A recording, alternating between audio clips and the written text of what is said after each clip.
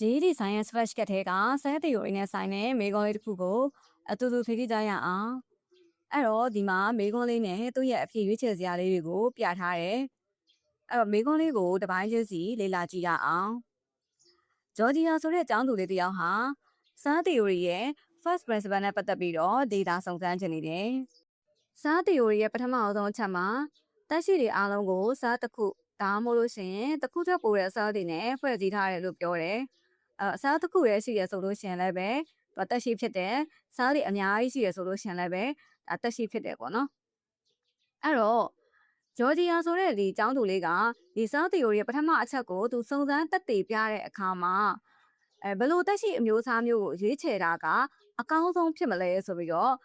မေးထားတယ်ပေါ့နော်အဲ့တော့အဖြေရွေးချယ်စရာလေးတွေကိုကြည့်ကြည့်ကြရအောင်A မှာဂျော်ဂျီယာက only single cell organism စားတစ်ခုတည်းရှိတဲ့တက်ရှိကိုပဲလေ့လာမယ်။ B မှာကျတော့ only multi cell organism စားတွေအများကြီးရှိတဲ့တက်ရှိကိုပဲလေ့လာမယ်။အဲ့တော့စား theory ရဲ့ပထမအချက်မှာစားတစ်ခုတည်းရှိရင်လည်းပဲတက်ရှိစားတွေအများကြီးရှိတယ်ဆိုရင်လည်းတက်ရှိဆိုပြီးသူကပြောထားရတယ်ပေါ့နော်။ဒါကြောင့်မလို့လေ့လာတဲ့အခါမှာစားတစ်ခုတည်းကိုပဲကွက်ပြီးတော့လေ့လာမယ်ဆိုလို့ရှိရင်လည်းပဲ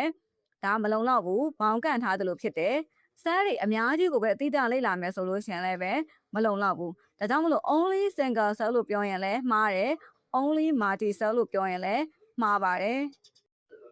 အဖြစ်ရွေးချယ်စရာစီမှာဂျော်ဂျီယာက single cell ကော multi cell ကောနှစ်ခုစလုံးကိုလေ့လာမယ်အဲ့တော့ cell တစ်ခုပဲရှိတာကော cell တွေအများကြီးရှိတာကောသူလေ့လာမယ်လို့ပြောထားတယ်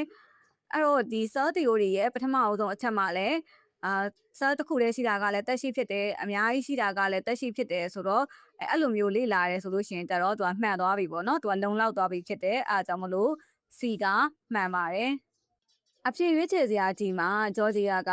virus တွေကိုလေ့လာတဲ့နယ်ဆိုပြီးပြောထားတယ် virus တွေမှာ cell မရှိပါဘူးဒါကြောင့်မလို့တက်ရှိတွေအားလုံးမှာ cell တစ်ခုရှိတယ်တစ်ခုထပ်ပို့ပြီးတော့ရှိတယ်ဆိုပြီးတော့လေ့လာတဲ့အခါမှာဒီ virus ကိုရွေးချယ်တာကအကောင်းဆုံးအဖြေမဟုတ်ဘူးပေါ့နော်